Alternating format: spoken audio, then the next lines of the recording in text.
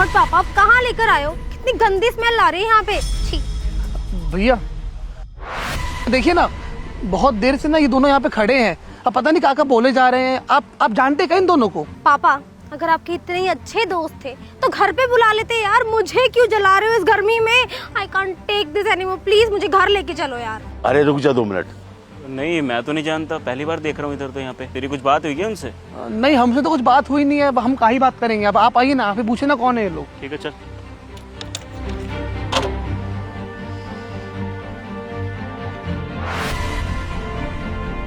यही है क्या? हाँ जी भैया, यही दोनों लोग हैं। हाँ जी बताइए, कुछ काम है क्या आपको? बेटा मेरा नाम प्रवेश मेहता है और योगराज यहीं रहता है क्या? नहीं, वो यहाँ नहीं रहते, वो मेरे पापा हैं और मैं उनका बेटा हूँ। कुछ काम है क्या? अच्छा, वो तुम्हारे पापा हैं। बेटा कहाँ है वो? घर पे होंगे मेरे ख्याल। नहीं, अब वो आपको शायद नहीं मिल पाएंगे, वो यहाँ नहीं रहते। मतलब? पिछले महीने उनका एक्सीडेंट में डेथ हो गई थी, तो वो तो भगवान को प्यारे हो गए, मतलब छोड़ के चले गए हम सबको। अरे बेटा ये सुन के बहुत दुख हुआ कि तेरे पापा की डेथ हो गई। तुझे मालूम है तेरे पापा ना मेरे बहुत अच्छे दोस्त थे और हम दोनों बचपन से इसी गांव में पैदा हुए पले बड़े। बस वो यहाँ गांव का रह गया और मैं शहर चला गया। मुझे बहुत अफसोस हुआ मेरे दोस्त का। खैर कोई बात नहीं, तुम उनके बेटे हो ना। बेटा वो क्या कि मेरी बेटी की शादी है, मैं तो तेरे पापा को कार्ड देने के लिए आया था, लेकिन कोई बात नहीं, अगर मेरा दोस्त नहीं रहा तो कम से कम मेरे दोस्त का बेटा तो है ना। अच्छा, हाँ अब याद आया।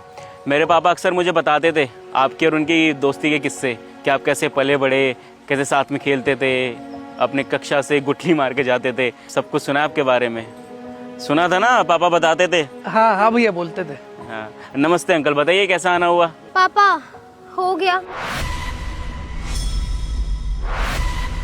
चल ले दे दो ना कार्ड यार, कौन सा इतना इम्पोर्टेंट है ये? कहाँ, एक तो गांव में ले आए, इतनी गर्मी हो रही है, ये भैंसों की स्मेल आ रही है मुझे। प्लीज पापा I can't breathe here, please मुझे लेके चलो यार। समझा कर, ऐसे नहीं बोलते किसी के सामने, तेरे को पता भी है वो मेरा दोस्त था बचपन का। अब और इस गांव का वो बहुत बड़ा जमींदार है, समझे ना। हम भले ही शहर में रहते हैं बेटा, बड़े शान शौकत वाले हैं, लेकिन शहर में हमारी जितनी जगह है ना उससे कई गुना ज्यादा इनके पास जमीनें हैं। यहाँ पे यहाँ के बहुत बड़े जमींदार हैं ये, समझे ना। बड़े बड़े लोग आकर इनको सलाम करते हैं।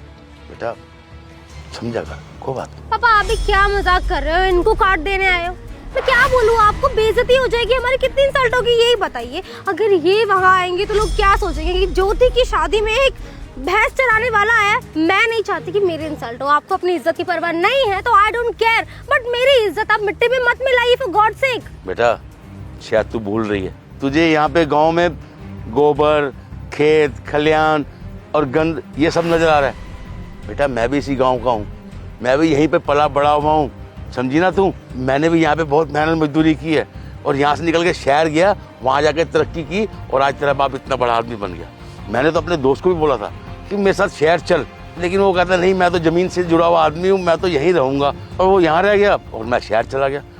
बस बेटा इसे नहीं मालूम कि गांव की दुनिया कैसे होती है। ये शहर में पली बड़ी है, इसने कभी गांव देखा नहीं, तो मैंने सोचा था कि चल इसको घुमा भी लाऊंगा और अपने दोस्त के यहाँ कार्ड भी देकर आऊँगा। बेटा अगर इसने कुछ गलती से कह दिया तो उसकी तरफ से मैं माफ़ी मांगता हूँ। बेटा अरे पापा अब इसको गवार ना बोलूं तो क्या बोलूं? हाँ देखिए ना कहाँ ले आए आप, किससे बहस करवा रहे हैं इन जैसे लड़कों से, तो मैं मुंह भी ना लगूं। छी, मैं बता रही हूँ मैं यहाँ पे 1 मिनट भी और नहीं रुकूंगी, आप प्लीज मुझे यहाँ से लेके चलिए। भैया देखिए ना क्या बोले जा रही है हमारे और हमारे गांव के बारे में, और आप खड़े को खाली सुन रहे हैं।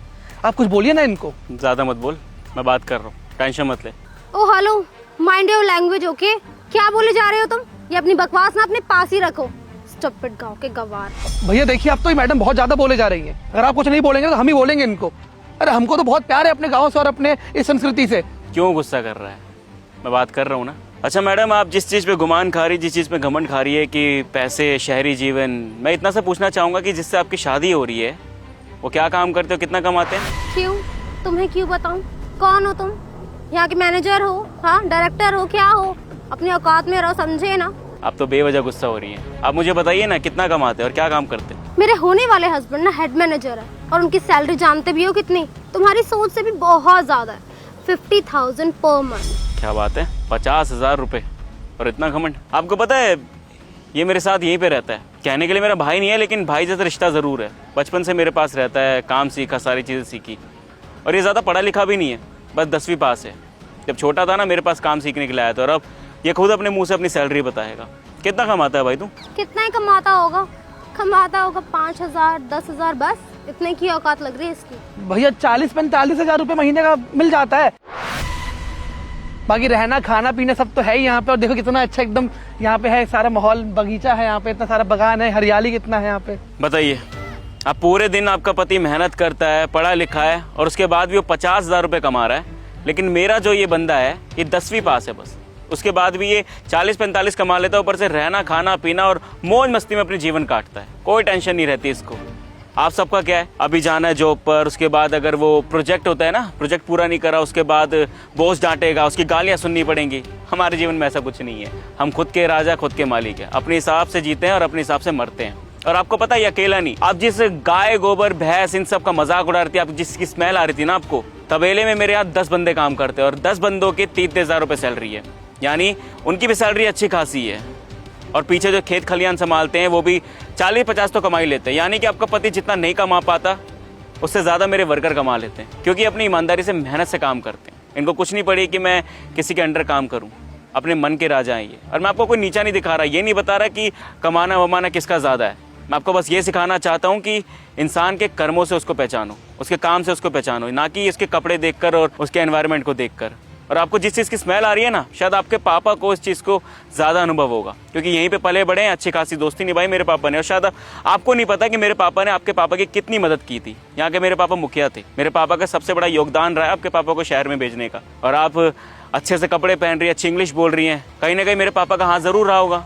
लेकिन इस चीज़ का घमंड नहीं खा रहा मैं, बस एक रियलिटी चेक दे रहा हूँ। थोड़ा बहुत पढ़ा लिखा तो मैं भी हूँ ना। बाकी माफ़ कीजिए अगर मेरी बातों का आपको बुरा लगा हो तो। अंकल जी हाथ जोड़ के माफ़ी मांगता हूँ, आपकी बेटी को मैंने इतना कुछ सुना दिया। हाँ हाँ बेटा, मुझे पता है कि जैसे तेरे संस्कार हैं, जैसे तेरा स्वभाव है ना, तू ना बिल्कुल अपने बाप के ऊपर गया है। वो भी ऐसा ही था। जब हम बचपन से यहाँ पढ़ते थे, खेलते थे, कूदते थे, उसमें भी कुछ ना कुछ करने का जज्बा था। और वही जज्बा आज मैं तेरे में देख रहा हूँ। बेटा मेरी बेटी ने जो भी कहा है ना, उसको माफ़ कर देना। और हाँ, ये शादी है मेरी बेटी की, आना जरूर बेटा। आपका बहुत बहुत धन्यवाद, आप इतना टाइम निकाल कर मेरे लिए आए और आप शादी का कार्ड देने के लिए आए हैं। मैं और मेरा गांव बिल्कुल आएगा आपकी बेटी की शादी में, अगर आपकी बेटी को बुरा ना लगे तो। ठीक है बेटा, अच्छा चलते हैं हम। बैठो गाड़ी में। ले चलेगा फिर? हाँ भैया चलेंगे ना, अगर आप चलेंगे तो हम भी चल देंगे आपके साथ। चल कोई नहीं, खाना वाना लगवा दे, भूख लगी यार। आइए ना।